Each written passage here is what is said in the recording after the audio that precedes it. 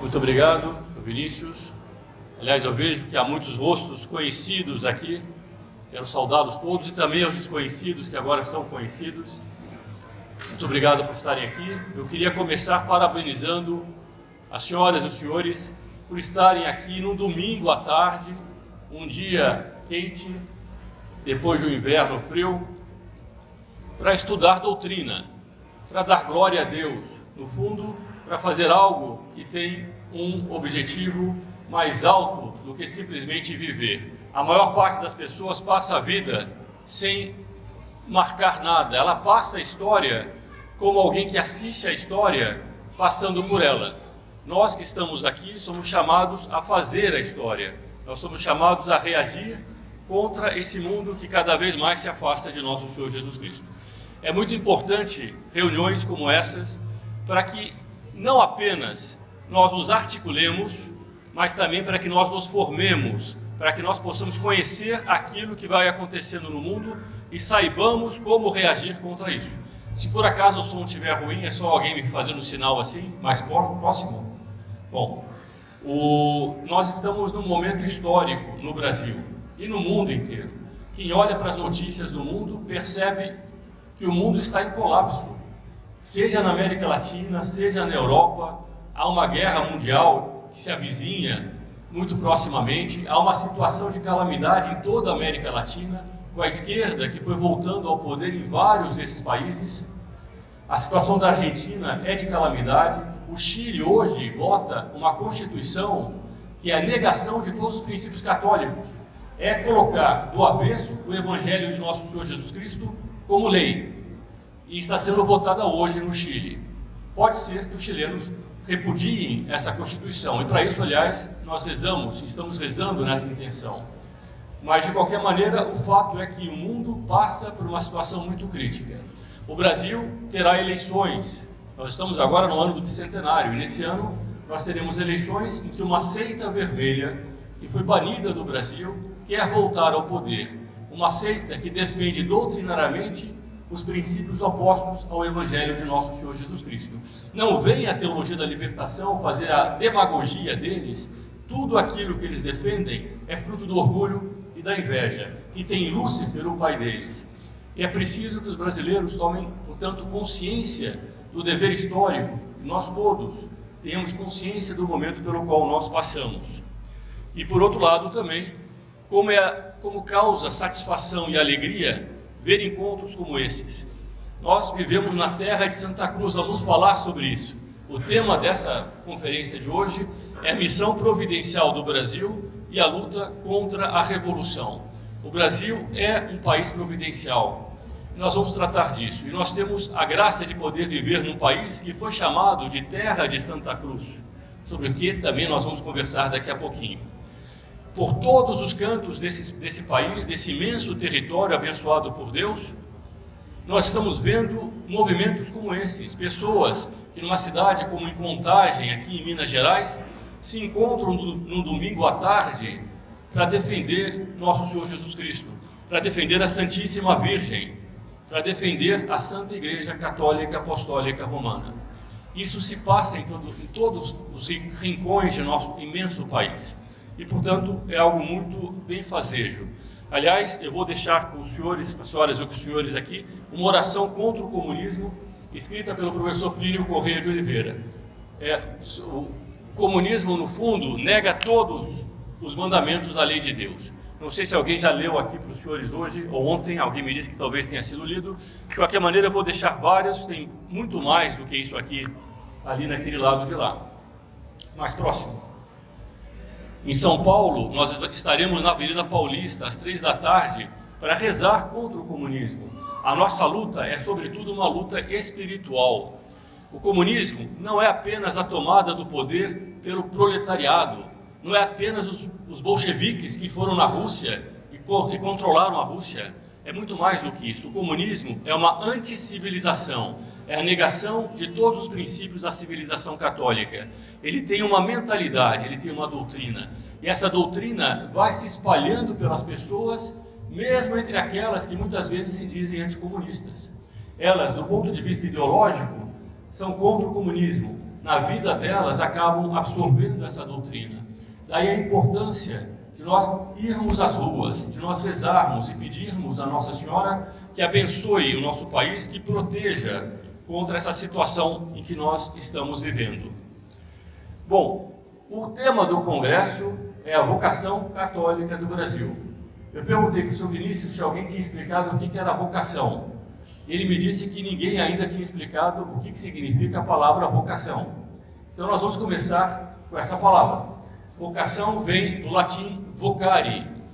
Aliás, quando se fala em advogado, advocare é aquele que fala por outro, que advoca, que fala por alguém.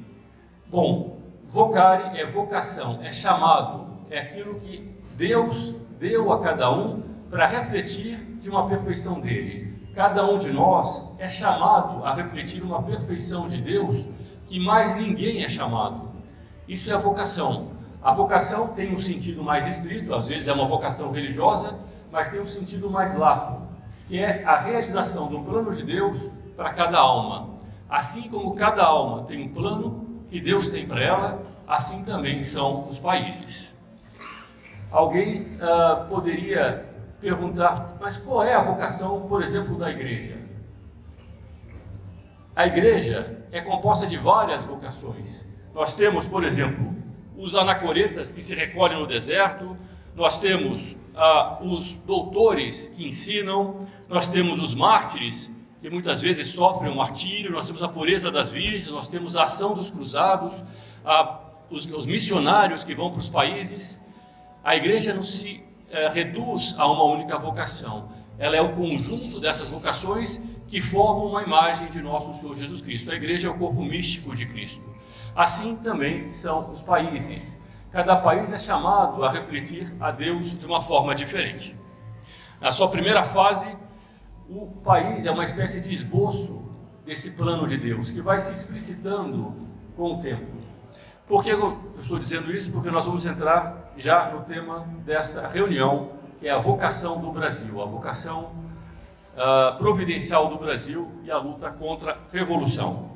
Dr. Plínio Corrêa de Oliveira, que dá nome ao instituto do qual eu faço parte, que é o Instituto Plínio Corrêa de Oliveira, ele já faleceu em 1995, mas ele faz uma analogia com essa capacidade dos povos de explicitarem a sua vocação. Diz ele: um povo pode ser comparado a uma orquestra, onde cada pessoa, inclusive o homem que golpeia o pequeno triângulo com a haste de aço, desempenha seu papel para que a orquestra alcance uma harmonia excelente.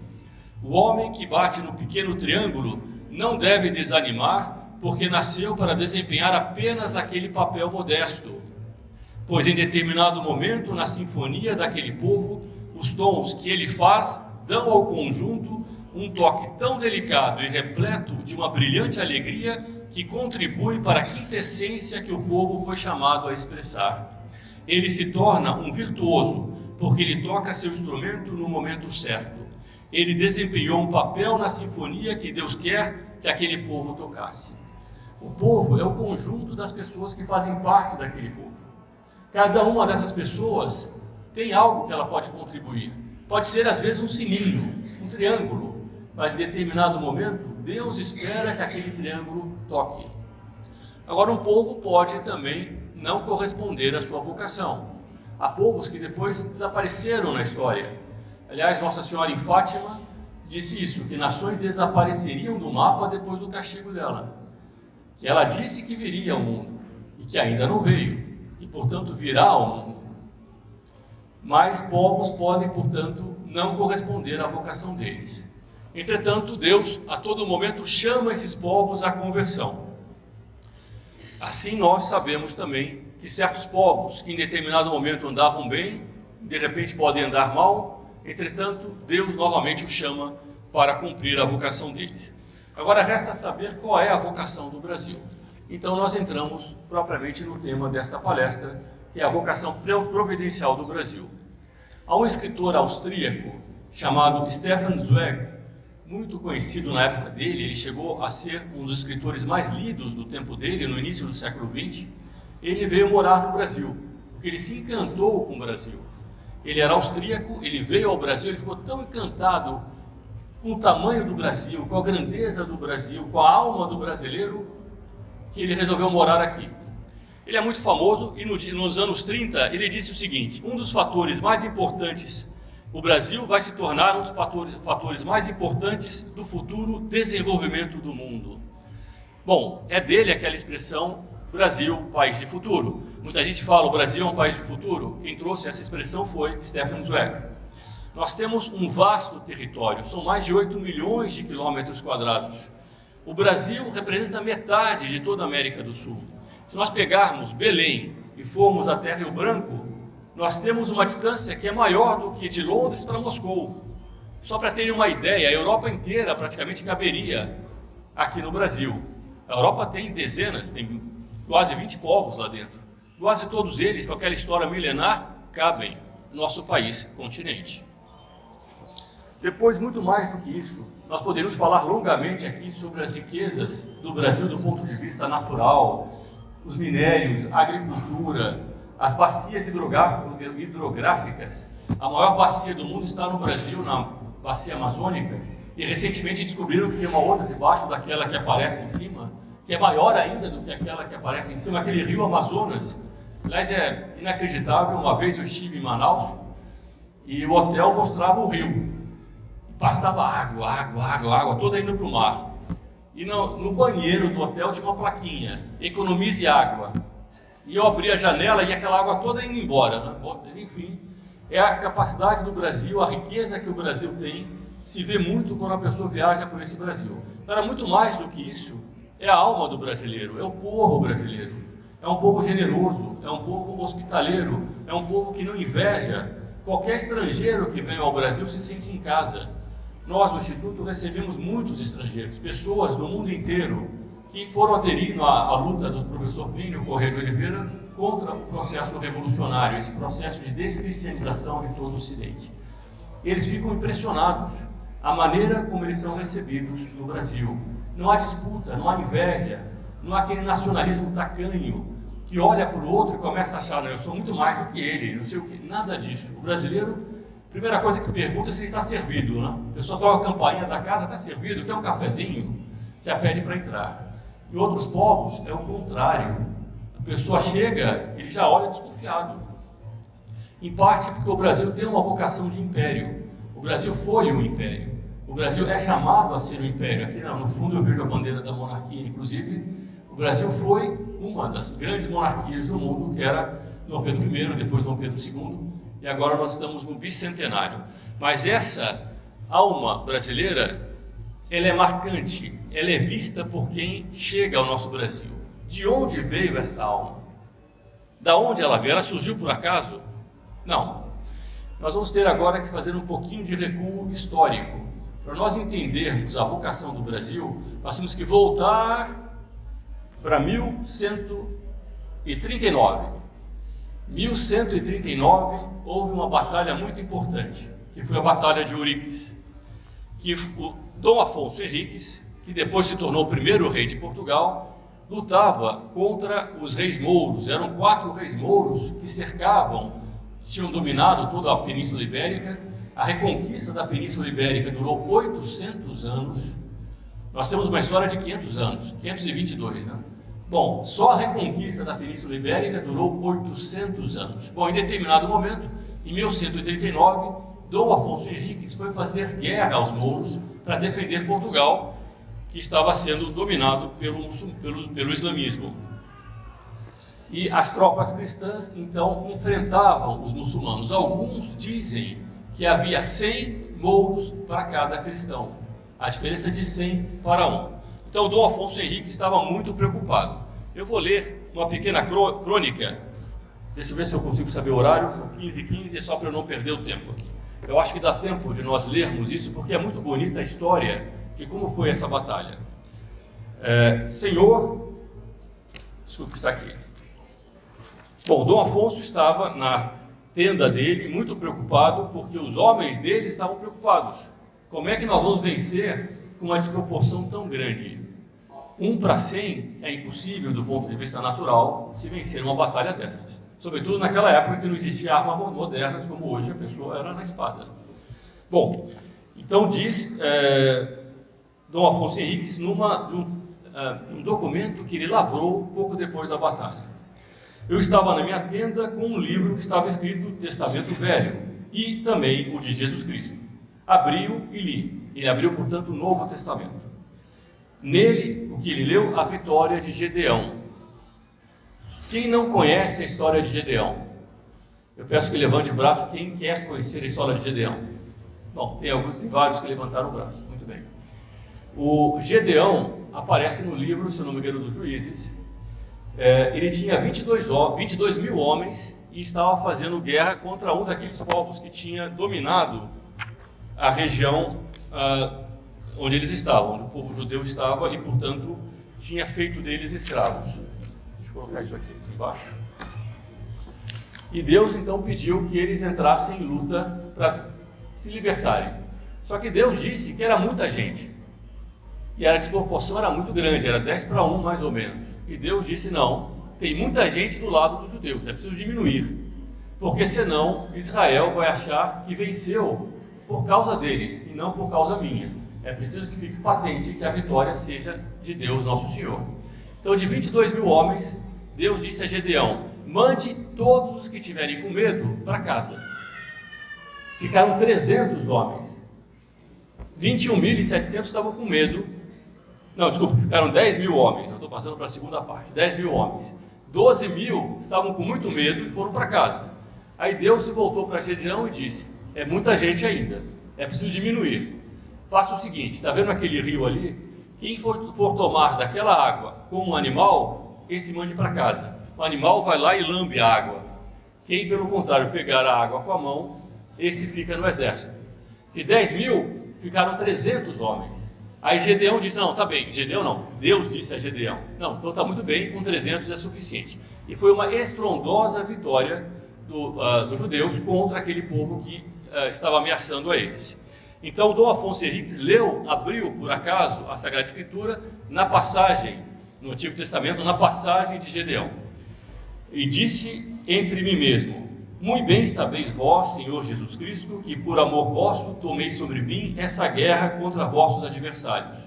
Em vossa mão está dar a mim e aos meus fortaleza para vencer esses blasfemadores do vosso nome. Ditas essas palavras, adormeci sobre o livro e comecei a sonhar que vi um homem velho vir para onde eu estava e que me dizia: Afonso, tem confiança, porque vencerás e destruirás esses reis infiéis, e desfarás sua potência, e o Senhor se te mostrará. Estando eu nessa visão, chegou João Fernandes de Souza, meu camareiro, dizendo-me: acordai, senhor meu, porque está aqui um homem velho que vos quer falar. Entre, lhe respondi, se é católico. Veja como que bonito, né? O rei diz assim: entre, se é católico. Bom, e tanto que entrou, conheci ser aquele que no sonho vira. Então ele tinha sonhado com esse homem, o qual me disse: Senhor, tende bom coração, vencereis e não sereis vencido. Coração aqui não é aquilo que hoje em dia se entende de uma pessoa que tem pena pelos outros, é uma pessoa que tem virtude, que tem caráter. Sois amados do Senhor, porque sem dúvida pôs sobre vós e sobre a vossa geração, e depois de vossos dias, os olhos de sua misericórdia, até a 16ª descendência, na qual se diminuirá a sucessão, mas nela, assim diminuída, ele tornará a pôr os olhos e verá. Aqui é curioso, ele avisa nessa revelação que Portugal iria decair, mas que em determinado momento ele ressurgiria de novo. Ele me manda dizer-vos que quando na seguinte noite ouvirdes a campainha da minha ermida, saias fora do real sem nenhum criado, porque vos quer mostrar sua grande piedade, nosso Senhor Jesus Cristo. Então o rei obedeceu. Quando tocou o sino, ele saiu sozinho, ele levou um escudo, e prostrado em terra, com muita reverência, venerei o embaixador a quem o mandava. Desculpe, isso aqui foi antes dele sair ainda. E como posto em oração, aguardava o som na segunda vela da noite. Ouvi a campainha, e armado com espada, saí fora dos reais. E subitamente vi à parte direita, contra o nascente, um raio resplandecente, indo-se pouco a pouco clarificando. Cada hora se fazia maior, e pondo de propósito os olhos para aquela parte, vi de repente, no próprio raio, o sinal da cruz, mais resplandecente que o sol. E um grupo grande de mancebos resplandecentes, os quais creio seriam os santos anjos. Vendo, pois, essa visão, pondo à parte o escudo e a espada, me lancei de bruços, e desfeito em lágrimas, comecei a rogar pela consolação de seus vassalos, e disse sem nenhum temor: a que fim me apareceis, Senhor? Quereis porventura acrescentar fé a quem já tem tanta? Ele disse que ele já tinha muita fé. É bem português, é a maneira de português responder as coisas. Melhor é, por certo, que vos vejam os inimigos e creiam em vós, que eu, que desde a fonte do batismo vos conheci por Deus verdadeiro, Filho da Virgem e do Padre Eterno, e assim vos reconheço agora. A cruz era de maravilhosa grandeza, levantada da terra quase 10 côvados, 4,5 metros. O Senhor, com um tom de voz suave, que minhas orelhas indignas ouviram, disse: isso é muito importante, esse aqui talvez seja o primeiro documento da história do Brasil. Não te apareci deste modo para acrescentar tua fé, mas para fortalecer teu coração neste conflito e fundar os princípios de teu reino sobre pedra firme. Confia, Afonso, porque não só vencerás esta batalha, mas todas as outras em que pelejares contra os inimigos de minha cruz. Acharás tua gente alegre e esforçada para a peleja, e te pedirá que entres na batalha com o título de rei. Não ponhas dúvida, mas tudo quanto pedirem lhes concede facilmente. Eu sou, diz Nosso Senhor então para Dom Afonso, eu sou fundador e destruidor dos reinos e impérios, e quero em ti e em teus descendentes fundar para mim um império, por cujo meu nome seja publicado entre as nações mais estranhas. Isso foi quase 300 anos antes do início das navegações. E Nosso Senhor diz a Dom Afonso: eu quero que o seu povo publique o meu nome nas nações mais estranhas. Há algo mais estranho do que o Brasil naquela época? Ou outras nações do Oriente, que depois Portugal foi para lá através das navegações? Estava aqui em 1193, não, deixa eu pegar a data aqui. Alguém lembra da data? 1139. Bom, tem outras partes muito bonitas, mas infelizmente o tempo não dá para nós entrarmos em todas elas. O fato é que Deus mostrou a cruz e disse a Dom Afonso: nesse sinal, in hoc signi, vencerás. In hoc signo vinces. É, aliás, a mesma frase que Constantino viu no começo da era cristã, numa das batalhas dele, in hoc signo vinces. E depois que ele colocou a cruz, ele venceu as batalhas. Então, Dom Afonso Henrique recebeu essa promessa de que ele fundaria um reino que levaria a fé aos países mais estranhos. Depois ele ganhou a Batalha dos Reis Mouros, colocou no escudo de Portugal o símbolo da vitória dele. Nós não dá muito tempo de entrar nisso. E esse é, por assim dizer, o primeiro documento do nascimento de Portugal com uma missão dada diretamente por Deus: levar a fé a várias nações estranhas. Esse é um capítulo. O segundo capítulo que nós vamos ver da história é a ínclita geração. A ínclita geração foi um pouquinho antes das navegações. Foi o primeiro ato das navegações, por assim dizer. Portugal era um país pequeno. Quantos milhões de habitantes tem Belo Horizonte? Talvez tenha mais do que 2 milhões. 4 milhões? 3 milhões? 4? Quase 3 milhões. Quase 3 milhões. Portugal, naquela época, tinha menos de 2 milhões. E Portugal dividiu o mundo em dois com a Espanha. Uma população muito pequena, um país muito pequeno, mas que tinha uma alma enorme. E Portugal, com 2 milhões de habitantes, começou a fazer as grandes conquistas dele. Como é que eles conseguiram fazer essas conquistas? Começou o Dom Afonso Henrique, depois houve a ínclita geração. Apenas para os senhores, as senhoras e os senhores terem presentes, As navegações começaram com a descoberta dos Açores, da Ilha da Madeira. Depois, em 1434, foi o Cabo Bojador, que fica no noroeste da África. Depois, o famoso Cabo da Boa Esperança, que todo mundo aprende no colégio, que chamava Cabo das Tormentas, lá embaixo, na África do Sul. Isso foi em 1487. Em 1497 foi Vasco da Gama, que foi pegar o caminho para as Índias. Em 1500 foi o Brasil. Bom, mas a ímprita geração eram 3 filhos de Dom João I, mestre de Avis. Os 3 filhos dele chamavam Dom Duarte, Dom Pedro e Dom Henrique. O Dom João I casou com Dona Filipa de Lancaster, que era muito católica, e ela ensinou aos filhos a ter muita devoção a Nossa Senhora, a Nosso Senhor Jesus Cristo. E naquela época existia um outro santo, chamado Nuno Álvares Pereira. Era o condestável de Portugal. Condestável é o título que se dava naquela época para alguém que era uma espécie de grande general. E Nuno Álvares Pereira hoje é santo, ele foi canonizado por Bento XVI há uns 10, 15 anos atrás. São Nuno Álvares Pereira. Ele marcou muito aquela época. Então, quando o pai viu que eles já estavam, os 3 filhos mais velhos, em idade de serem armados cavaleiros, quis fazer com eles um torneio. Só que eles, que queriam ser cavaleiros, não queriam ser armados em torneios, eles queriam ser armados em campo de batalha. Então eles pediram para o pai: pai, nós precisamos conquistar Ceuta, porque Ceuta era naquela época o porto dos piratas, era de onde saíam os ataques que os piratas faziam. Então o pai, depois de consultar e conversar com outras pessoas, aceitou o pedido dos filhos e começaram a preparar durante 3 anos a conquista de Ceuta. Foi uma guerra feroz. Aliás, tem um relato aqui, deixa eu ver se eu pego pelo menos um pedaço dessa conquista de Ceuta, para que conheçam um pouco dessa ínclita geração. Ela está no nascimento das navegações, ela está no nascimento do Brasil. O Dom Henrique, que era o filho mais velho, foi pedir ao pai o seguinte: Senhor, eu vos peço por vossa mercê que me outorgueis 2 coisas. A primeira, que eu seja um dos primeiros que pise em terra quando a Deus aprazar chegarmos diante da cidade de Ceuta.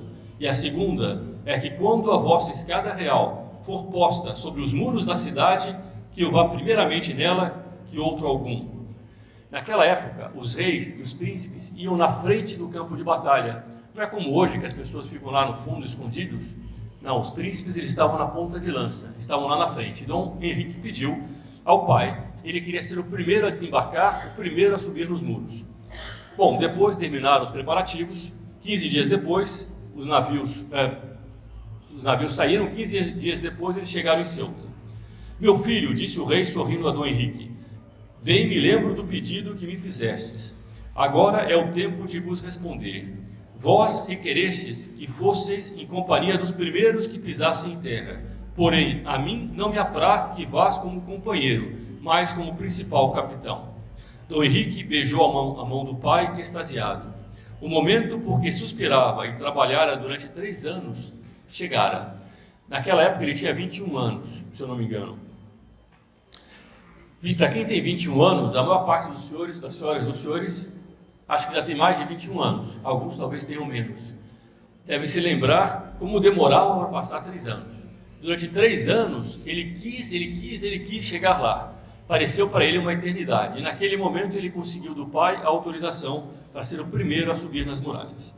Na manhã seguinte, depois do sermão do capelão e da absolvição geral, todas as guerras eram assim. Tinha um sermão, tinha missa, tinha comunhão, tinha absolvição, e depois eles iam para a guerra. As ameaças e o desdenho de alguns mouros na praia foram um sinal para o assalto, porque os mouros começaram a provocar: aqui vocês não chegam. Saltaram tantos para o mesmo barco que ele virou imediatamente. Começaram a batalha com as armaduras molhadas. Todo mundo quis descer para invadir Ceuta. E foi tanta gente ao mesmo tempo entrando no barco que o barco virou. Tá bom? Mas eles chegaram na praia. Dom Duarte, que era o segundo irmão, entrou em luta também imediatamente, sem esperar a autorização do pai. Ele encontrou Dom Henrique combatendo fortemente na praia. Empurremos os mouros até a porta, disse, pois poderá ser que entremos juntos com eles, ou ao menos forçaremos tanto que não possam fechá-la. E de fato assim aconteceu. Eles conseguiram invadir Ceuta havia um gigante negro, que era um dos principais combatentes dos mouros, que foi vencido pelos portugueses. Quando esse gigante caiu por terra, os mouros todos fugiram. No domingo de manhã, a mesquita foi purificada com sal e água, tendo sido cantado um solene Te-Deum. Depois de terminada a Santa Missa, Dom João armou os filhos cavaleiros, 3 guerreiros jovens e altos, revestidos de reluzentes armaduras, cingindo cada um orgulhosamente a espada que sua mãe abençoara.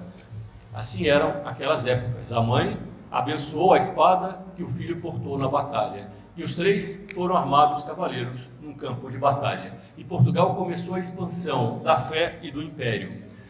Como é bela a história de um pequeno país, que é a história do antecedente do Brasil. O Brasil, a alma portuguesa, deve muito aos portugueses. Deve, nós vamos ver, sobretudo à fé católica. Aquilo de que mais belo, por exemplo, os pais podem dar aos filhos, é a fé católica apostólica romana. Aquilo que Portugal deu ao Brasil, acima de tudo, foi a fé católica. E Portugal nasceu nessa grandeza dos campos de batalha, nasceu nessa grandeza de uma cruzada. Portugal realizou aquela que foi a última cruzada, e nós vamos ver como tem isso relação com o Brasil.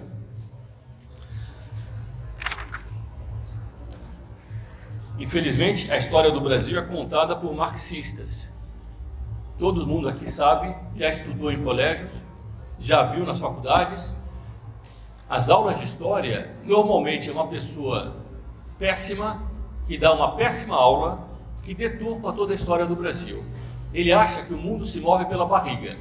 O comunista é aquele que acha que o mundo se move pela barriga, sendo que é uma contradição dele, porque Marx, que defendia o comunismo, a única coisa que ele fez foi jamais trabalhar, ele só ficava fazendo ideias, não é? Mas ele dizia que o que movia o mundo era a matéria. Então, para o comunista, o que move é a barriga. Para eles, Portugal veio ao Brasil porque queria o ouro. O ouro só foi descoberto no Brasil muito depois. Portugal veio espalhar a fé e o império, sobretudo a fé católica. Quem lê a carta de Pero Vaz de Caminha, aliás, se os senhores puderem, se as senhoras e os senhores puderem, leiam a carta de Pero Vaz de Caminha. É um documento belíssimo. Era uma certidão de batismo do Brasil. O melhor fruto que podereis tirar é a conversão da alma desse povo. É o que está na carta de Pero Vaz de Caminha para o rei de Portugal.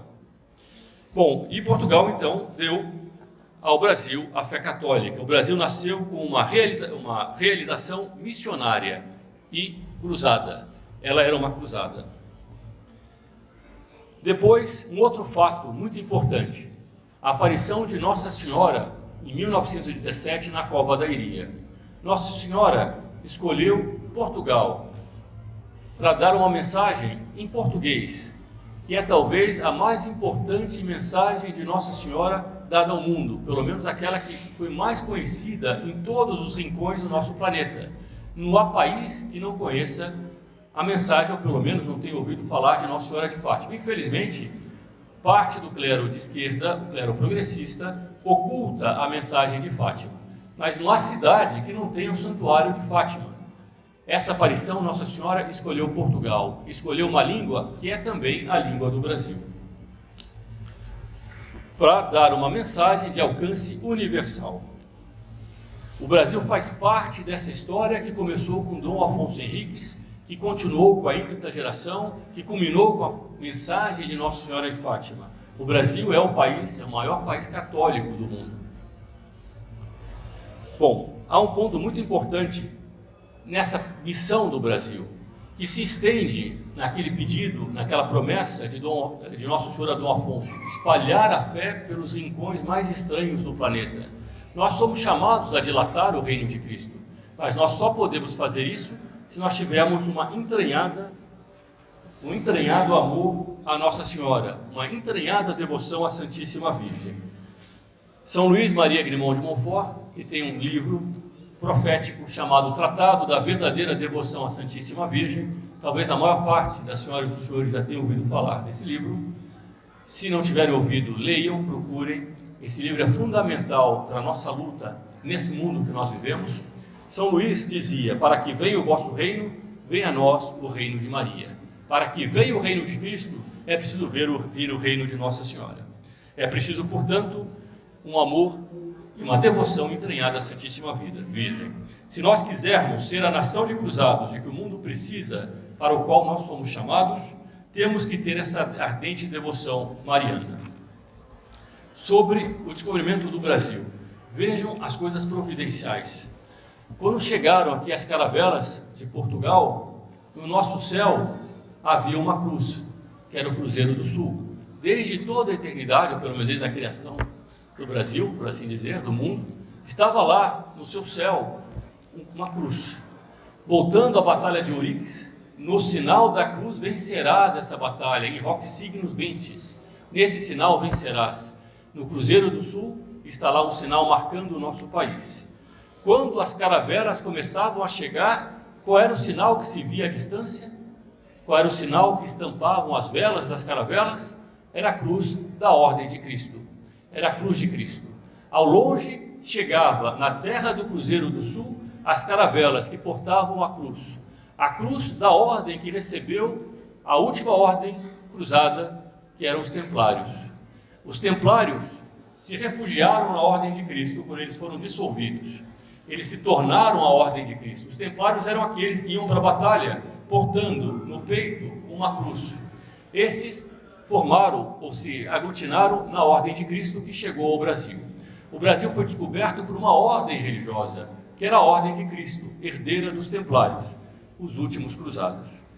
Era uma ordem religiosa militar, naquela que pode ser chamada a última cruzada. Nessa semana, eu fiquei sabendo que o Brasil Paralelo, aliás, nos convidaram lá em São Paulo para o lançamento, convidaram Dom Bertrand de Orleans e Bragança, eu também estive junto, para o lançamento de um vídeo deles que tem o nome A Última Cruzada, que é sobre o descobrimento do Brasil. Eu não sabia, mas o nome é exatamente esse. O descobrimento do Brasil foi a última cruzada da cristandade. E qual era a terra que eles chegaram? A uma terra que foi chamada primeiramente de Vera Cruz, depois de Terra de Santa Cruz.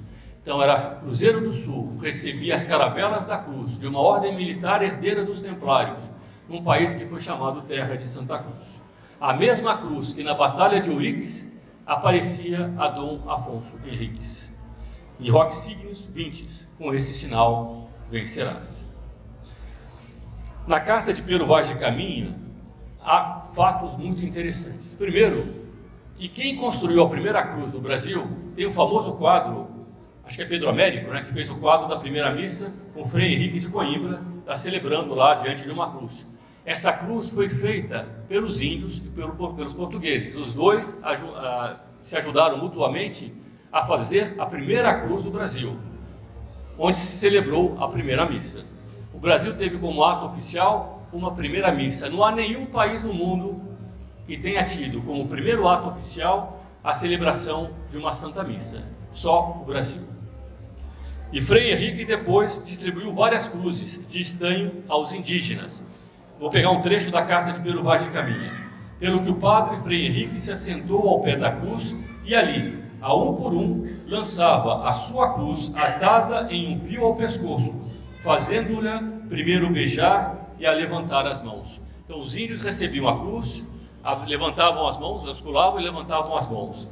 Assim começou a evangelização do Brasil. Aquela tribo era muito pacífica, eles assistiram à missa encantados, eles imitavam os portugueses. Quando os portugueses se ajoelhavam, eles se ajoelhavam, quando eles se levantavam, eles se levantavam, e começou assim a maior obra de evangelização do mundo. A evangelização do Brasil, que se insere dentro da evangelização da América. A Europa demorou séculos para ser convertida à fé católica. A América Latina, em menos de 100 anos, estava toda convertida. Nossa Senhora foi aparecendo em cada um dos países, fazendo milagres estupendos. No Brasil, Nossa Senhora Aparecida. No México, Nossa Senhora de Guadalupe. Na Colômbia, Nossa Senhora de Luján, Nossa Senhora de Chinquiquirá. No Peru, nós temos uma peruana aqui. Qual era a devoção à Nossa Senhora do Peru? Enfim, agora não... Bom, o fato é que em cada um dos países, Nossa Senhora foi fazendo um milagre desse porte e foi convertendo aqueles povos. Bom, por que colocaram o nome de Brasil no nosso Brasil? Um dos maiores historiadores portugueses daquela época chamava João de Barros. Ele disse o seguinte: porém, como o demônio, pelo sinal da cruz, perdeu o domínio que tinha sobre nós, mediante a paixão de Cristo Jesus, consumada nela, tanto que daquela terra começou de vir o pau vermelho chamado Brasil, trabalhou que este nome ficasse na boca do povo, e que se perdesse o de Santa Cruz. Como que importava mais o nome de um pau que tinge panos, como se importasse mais um pau que tinge panos, do que aquele pau que deu tintura a todos os sacramentos, pelos quais somos salvos pelo sangue de Cristo Jesus, que nele foi derramado? Infelizmente, mudaram o nome do Brasil. Ele aqui atribui ao demônio, e eu concordo inteiramente com ele. Mudaram o nome do nosso país, de Terra de Santa Cruz, para Brasil. Não que eu não goste do nome do Brasil, evidentemente nós somos brasileiros, mas o Brasil era a terra de Santa Cruz, e ele continua sendo a terra de Santa Cruz, porque essa é a vocação dele, é a vocação de ser um baluarte da fé católica, um luzeiro capaz de atrair os homens a essa fé, se ele for fiel a ela. É um motivo de júbilo e esperança para a civilização ocidental e para a Santa Igreja, este que é ainda o maior país católico do mundo e o berço das maiores reações conservadoras.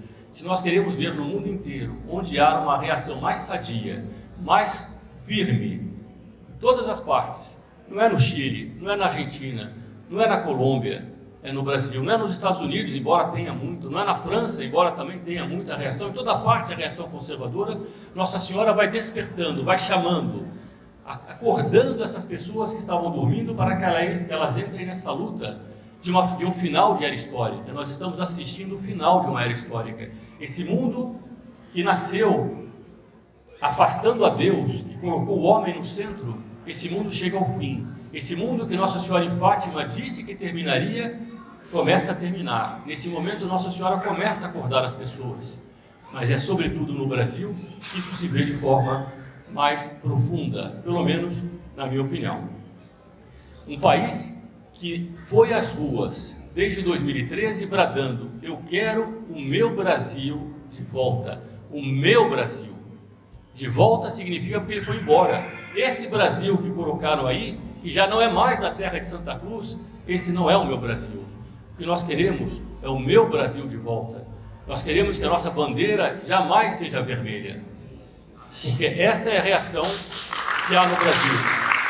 Essa é a reação que nós somos chamados, cada um de nós que está aqui, a estimular, a fazer com que ela brilhe, fazer com que ela avance, que ela vença, e que seita vermelha nenhuma possa voltar ao nosso país. O que nós defendemos é a civilização católica, e é exatamente isso que defende a contra-revolução. O tema da palestra que me foi pedido é Vocação Providencial do Brasil e a Contra-Revolução. Quando o Dr. Plínio Corrêa de Oliveira escreveu o livro Revolução e Contra-Revolução, ele deu um nome ao nosso inimigo. Esse nome é Revolução. É a revolução que quer descristianizar o mundo, que através de várias etapas ao longo da história foi mudando as mentalidades, mudando os países, mudando as almas das pessoas. Nós temos que nos unir e lutar contra isso. Essa é a contra-revolução, que é almejar e lutar pelo reino de Cristo, a cristandade, que só virá através da devoção e da intercessão de Nossa Senhora. Não há acaso para Deus. O Brasil tem o tamanho, o Brasil tem a capacidade de se tornar o ponto de referência dessa revitalização. Não há quem, viajando pelo nosso país, não perceba esse traço nele e não experimente essa confusa impressão. Deus destinou esta nação para grandes feitos, para grandes atos de heroísmo. A nossa história ainda não está escrita. A pessoa, quando viaja aqui, ela começa a perceber uma promessa, ela começa a perceber um amanhã, é uma esperança. Essa esperança está na alma do brasileiro. Muito mais do que a grandeza física, há uma grandeza de alma, há uma generosidade capaz de dizer sim a essa graça de Deus. São José de Anchieta, o grande santo apóstolo do Brasil, fez uma profecia sobre o Brasil, que pouca gente conhece. Disse ele com impressionante clarividência sobre o papel que cabe ao nosso país no contexto das nações sul-americanas. A terra em que sopra o sul conhecerá o teu nome, e o mundo austral advirão os séculos de ouro, quando as gentes brasílicas absorverem tua doutrina. São José de Anchieta escrevia livros, ele escreveu um poema muito famoso nas praias, numa das praias. Isso é uma profecia do apóstolo do Brasil. Eu vou repetir. A terra em que sopra o sul conhecerá o teu nome, e o mundo austral advirão os séculos de ouro, quando as gentes brasílicas absorverem tua doutrina. Quando nós nos ajoelharmos diante do sinal da cruz, que é o mesmo sinal que na Batalha de Urix chamou aquele pequeno país a descobrir o Brasil. Um chamado que começou, portanto, nessa batalha, que se estendeu numa cruzada que chegou ao Brasil, que foi abençoado por uma aparição da própria Mãe de Deus em Fátima. Temos muito pelo que lutar, e não há na vida algo mais belo do que a dedicação por um ideal verdadeiro e santo, como é causa da civilização católica, da civilização cristã, da Santa Igreja Católica Apostólica Romana. Esse é o ideal pelo qual vale dedicar a vida. Ganhar dinheiro, depois a pessoa perde, depois o ladrão rouba. Vale muito mais se dedicar por um ideal que vale tudo, porque valeu o sangue de nosso Senhor Jesus Cristo. A civilização pela qual nós lutamos é aquela que foi comprada pelo sangue redentor de nosso Senhor no alto do Calvário. Em 7 de setembro de 1942, o professor Plínio Corrêa de Oliveira fez um memorável discurso no 4º Congresso Eucarístico Nacional. Tinha 1 milhão de pessoas no Vale do Agabaú, em São Paulo. Eu não vou ler todo o discurso, porque me disseram há uns 20 minutos atrás que eu tinha 20 minutos. Então eu vou ler apenas alguns pequenos trechos. Vamos destacar o seguinte trecho. Tempo houve em que a história do mundo se pôde intitular Gesta Dei per Francos. Dia virá. Gesta Dei per Francos era a expressão que se dizia dos franceses. A França foi a primeira nação do Ocidente a se converter. Ela é a filha primogênita da igreja. Então se dizia Gesta Dei, a obra de Deus pelos francos, pelos franceses. Dia houve em que se pôde intitular Gesta Dei per Francos. Dia virá em que se escreverá a Gesta Dei per Brasilienses. As ações de Deus pelos brasileiros. A missão providencial do Brasil consiste em crescer dentro de suas próprias fronteiras, em desdobrar aqui os esplendores de uma civilização genuinamente católica, apostólica, romana, em iluminar amorosamente todo o mundo com o facho desta grande luz, que será verdadeiramente o Lumen Christi que a Igreja irradia, a luz de Cristo que a Igreja irradia. E Nossa Senhora Aparecida, Rainha e Padroeira do Brasil, interceda para que a terra de Santa Cruz, esse nosso querido Brasil, possa ser um luzeiro sobre o mundo, irradiando essa luz de Cristo e realizando a missão que lhe está reservada pela providência divina. Muito obrigado.